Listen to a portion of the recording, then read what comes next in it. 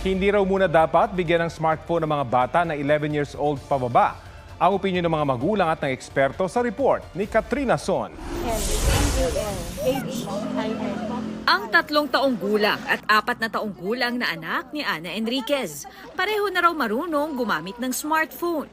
Doon sila natuto ng mga colors, ng mga shapes, parts of the body, pati English. Sinisiguro naman daw niyang 1 oras lang silang gumagamit ng smartphone araw-araw.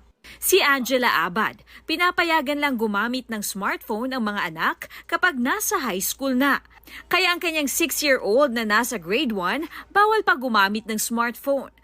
Kasi sa cellphone maraming mga kalokohan. Kaya bawal mo na ang cellphone o makapag-aral sila ng mabuti. Ang pinakamalaking mobile network operator sa United Kingdom nagpaalala sa mga magulang. Ang mga anak na edad 11 pababa, huwag daw munang bigyan ng smartphone. Hati ang opinyon dito ng ilang nanay. Hindi na mautusan, panay cellphone, tamad na mag-aral.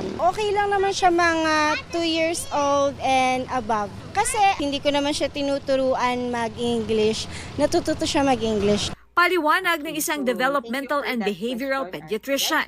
Actually, ang edad ng paggamit ng cellphone ay wala namang universal na agreed upon age. Okay? So, pero maraming factors tayong kinoconsider, and yung latest na guidelines according sa American Academy of Pediatrics, pag less than 2 years old po, talagang bawal, as in 0 screen time ang.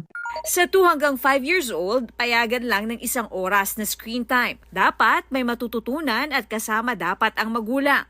1 to 2 hours lang din dapat ang screen time sa 6 years old pataas. Pag sobra ang paggamit ng smartphones or technology and screen times, pwedeng magkaroon ng decreased attention span. Pwede rin daw ito makaapekto sa physical health ng mga bata kasama na ang paglabo ng mata at sa mental health o emotional regulation ng bata. Katrina Son, nagbabalita para sa GMA Integrated News.